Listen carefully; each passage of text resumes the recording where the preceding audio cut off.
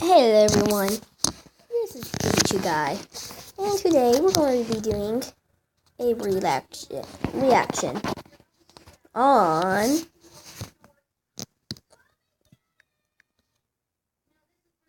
Sinister location.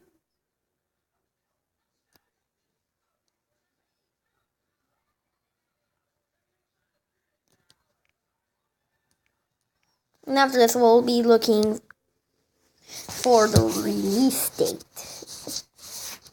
I think most of you guys.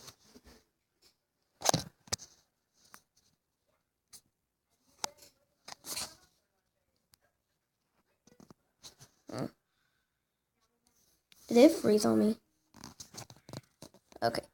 So that was a real freeze. Sorry guys.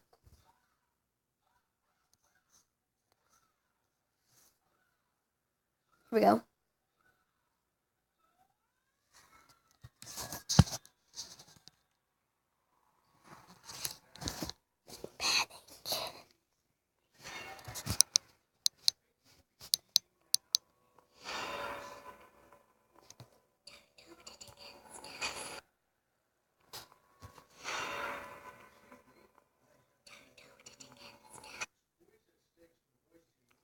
Oh, come on.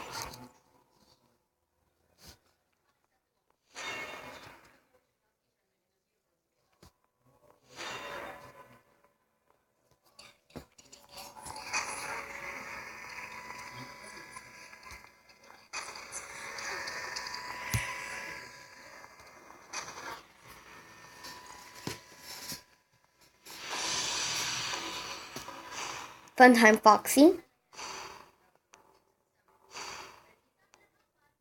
Bali.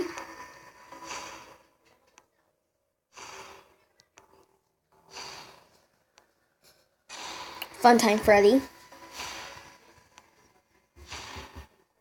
You're restless.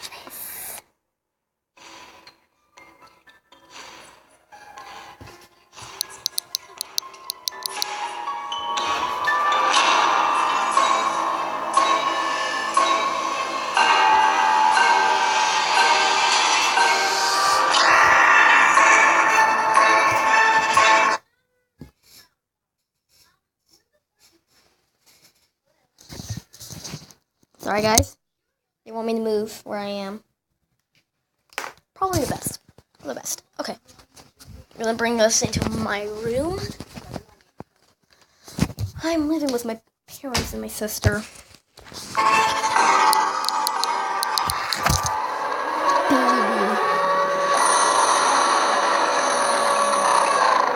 They said to turn it up so loud. So I guess it's something you guys need to hear.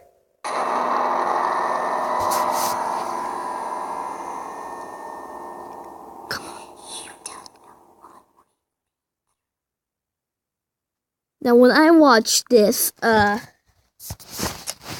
with my friend, we never heard that.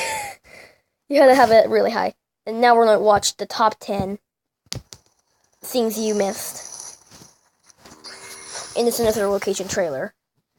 I think this would be a good way before I show you the release date. 8-bit gaming. It's safe to say the Five Nights at Freddy's Sister Location teaser trailer took many people by surprise. For a game that's looking to release to public this fall, we have a long way to go before the release. With Scott opting to tease information on the latest installment of the FNAF franchise this early on, it's safe to assume this game has a lot of information we're still yet to properly understand. However, that's not to say this trailer offers nothing for us. Whilst on the surface it appears to be sporadic shots given limited information, we can obtain more than simply meets the eye by delving deeper and analysing frame by frame what exactly is happening.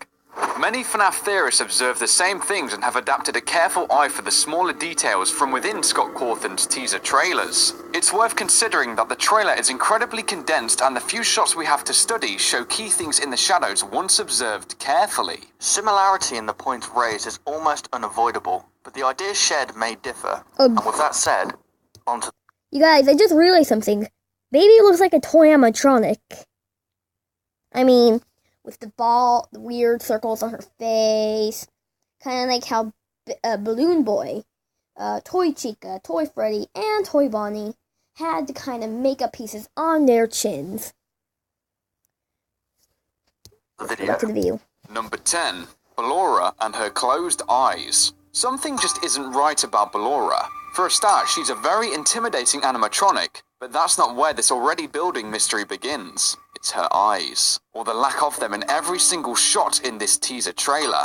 Her eyelids remain completely closed in every shot we are shown. This could hint to numerous things and possible mechanics, but from what we know, her eyes must have a great property once opened, and perhaps one will eventually wish we never knew of. Number 9. Establishment or facility. From the first shot we get in the trailer showing our character descending deeper and deeper into the ground, it instantly raises questions as to whether this place is a new establishment under the Fazbear name or some kind of facility.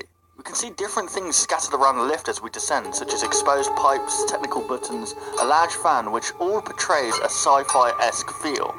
This doesn't really feel like the welcome you'd want to give people entering an establishment filled with child-friendly animatronics. The control room also looks highly sophisticated and very different to the previous rooms we have stayed in. The possibility could remain that we are in fact working another job role in this game, as we do in fact see the animatronics placed on pedestals and laid out in a presentable and stage-like fashion. Until we see more shots of the environment, we can only speculate. Number 8. Future, or the past. These animatronics appear clean, fresh out of the factory, pristine. Not to mention an advanced build to them showing more technologically advanced animatronics. So, could this be done in the past, or is this new game now looking to be placed in the future? We can again refer back to the shot showcasing what parts of the new location we see to understand that there is a lot of mechanical buttons, levers, etc. The old establishment went as far to give us a computer to check on the cameras and a telephone with instructed guides from the phone guy. Now, with all of this new technology, it's slowly convincing more and more people to adapt the possibility of this being a set long after the happenings of the original FNAF dates the security guards worked. Number 7. Multiple rooms. This comes from what we experienced in the introductory 3 shots of the new establishment. Sky has teased that new features will exist in FNAF's sister location, and in particular, free roam seems to be something a lot of the community is highly requesting. A very large hint towards this being player controlled is how the camera pans similarly to the other shots when moving around the ventilation system. We can see the camera proceed to look up and left. He was most likely controlling the movement of the player's peripheral vision. Number 6.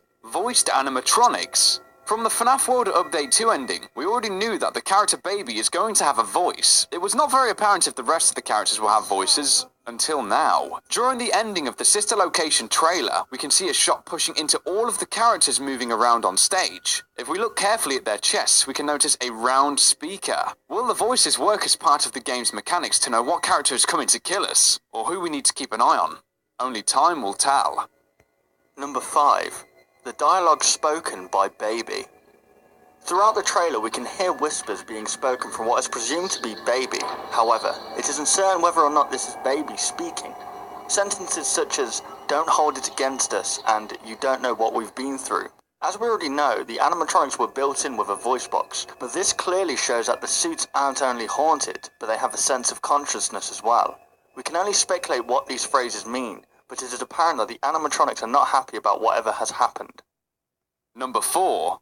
Where are all the characters? As we all know, the roster of Scott Cawthon's created characters were leaked online, and we were introduced to 7 new character names in total. However, this trailer only appears to show 4 characters. So, where are the other 3? During the trailer, we are introduced to new gameplay mechanics. One shot shows we are in some kind of control room. In this room, we can see 2 dolls that have never been seen before, one being what looks like a monkey with a magic wand, and the other being a Pinocchio-esque doll. Could these 2 dolls represent miniature versions of the new animatronics Scott has still not teased? Number 3. Funtime Freddy, 1 or 2 characters. In the ending shot where we can see all the characters in their glory, we can notice Freddy has a puppet of Bonnie on his or her right arm. The gender is unspecified at this moment. Will this hand puppet work as a separate entity to Freddy? This could be similar to the Freddles in Five Nights at Freddy's 4, where if you didn't keep an eye on them, you'd be jump scared by Freddy. However, this could also work in the same way Balloon Boy does, by disrupting certain mechanics in order for you to stay alive. Only time will tell. Number 2. Funtime Foxy and Mangle. Are they the same character?